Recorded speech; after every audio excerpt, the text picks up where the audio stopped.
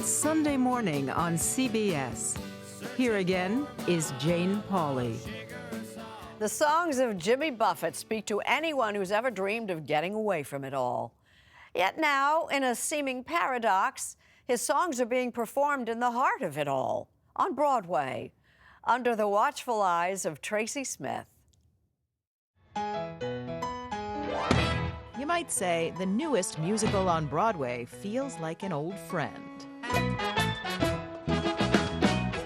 This is Jimmy Buffett's Escape to Margaritaville.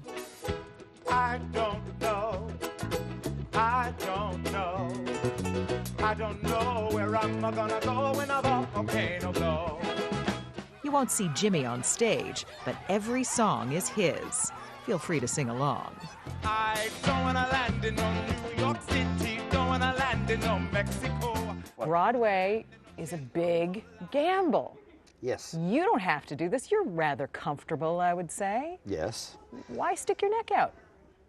Because for me, it's the challenge of doing it. I've always wanted to do it. You know, one of my favorite songs was always The Drifters. You know, they say the neon lights are bright on Broadway. I sing it every time I walk down here to work. And I think about my mother and when she would drag me to musicals, you know, when I was a kid. It's more about for her. I wish she was here to see this, but she's the one that set me on this path. So I figure I gotta do it. You've got to get yourself together, man. Well, now he is. His show opened for New York previews Friday night, but the road to Broadway began many months and many miles ago in sunny San Diego, California. Ladies and gentlemen, welcome to our very first rehearsal for Escape to Margaritaville. We were there for day one last March. Tony winner Christopher Ashley was directing. Jimmy was on hand to watch his baby come alive. Margaritaville Hotel and Bar, day. Paul Alexander Nolan is the lead, playing a lounge singer reminiscent of a young Jimmy Buffett. And everyone else at Margaritaville Hotel gave you a license to chill.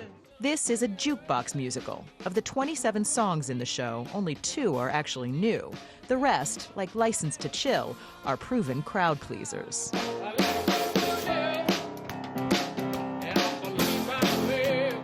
Most of the songs people have heard, it's not like we're waiting to see if they're good or not.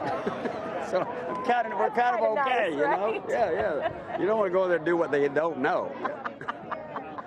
That idea seemed to pay off. On opening night last May, San Diego's La Jolla Playhouse was completely packed.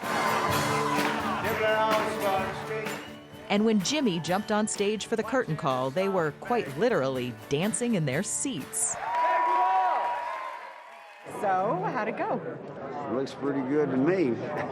We're working. We got things to change, but we got a show. After a 2-month run in San Diego,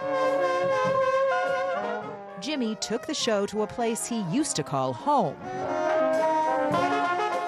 the Big Easy. You got the show business bug here. I did. I had many shows. It bit me several times in this city. In some ways, New Orleans was where Jimmy Buffett became Jimmy Buffett. Raised in Alabama, he tried to break into the music business in Nashville and drifted to New Orleans in the early 70s, playing for tourists in the clubs and the streets as one of the city's sidewalk musicians. I just lay in bed all day, I lay there. The experience, he says, taught him everything. Do you think there would be a Jimmy Buffett if there wasn't a New Orleans? That's a very interesting question. I don't think there ever would have been. I mean, I could have gotten a job going south and probably would have had a bar in the British Virgin Islands and singing there, but those years being here really were formative years for me, and it made me a better professional player, so that I thought I could make that leap, and all of that. This was like training ground for all of that. Heading out to San Francisco for the Labor Day weekend show. In the years that followed, he moved to Key West, Florida, refined that country meets Caribbean sound, and his career took off. But somewhere along the way, Jimmy realized that he might be having a little too much fun. At some point in your 30s, late 30s, you said you were blessed with a lick of common sense and you stopped partying as much. Yeah. Why? Well, hangovers became like surgical recovery, and I didn't want to be one of those statistics. And I owed it to my parents who had worked hard, you know, to give all of us kids what they could. I owed it to them to not be that. And by that time, I knew that I also was in charge of the band. I didn't want to be in one; I wanted to run one, and I knew that. And I guess it kind of goes back to being raised in a seafaring family where there were ship captains and people in charge. Somehow I figured I'd rather be that than in the crew. You wanted to be the captain. I wanted to be the captain. Can't you feel it circling, honey? Can't you feel it scrolling around?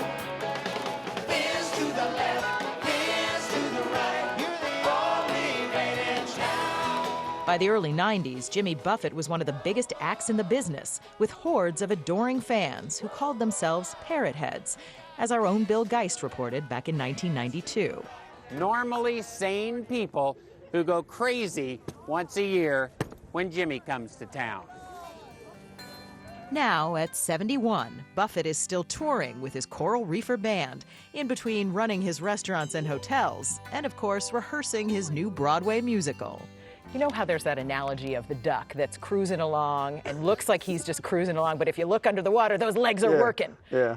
Is that you? Yep, I think so. I think that's it. You're the guru of the laid-back lifestyle. Yeah. But are you really laid back? I think I am. I look pretty happy to myself. You definitely seem happy. But Well, everybody thinks that, yeah, I'm either laid back in a hammock or I'm working my ass off. I'm somewhere in the middle, in my humble opinion, because, you know, if you look at our tour schedule now, we work on the road. When we do our show, we work Saturday, Tuesday, Thursday, Saturday. And we always take a day off because we are an old band. We try to stay in shape, but there are things that we weren't supposed to last this long. You know? Hey, I don't know. I don't know. For Buffett, a married father of 3, it's been a long voyage, and not always an easy one. what do you think's the biggest storm you've weathered? The biggest storm that I've weathered? Wow.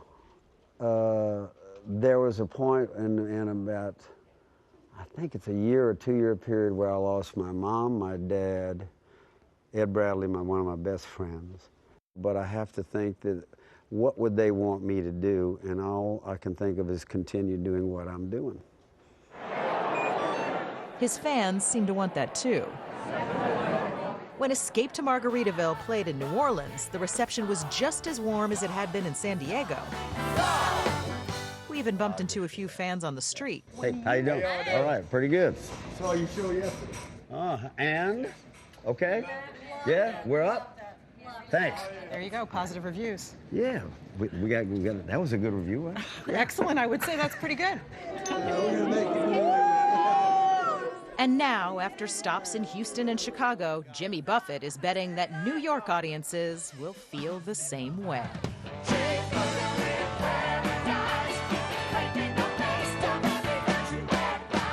Are you feeling a little bit nervous?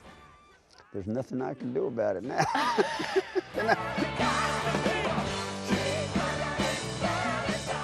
You never know what the public's going to buy, but I'd jump out of the door on this airplane and see what happens. Yeah? Yeah. Leap and the net will appear, hopefully. So I'm ready to leap.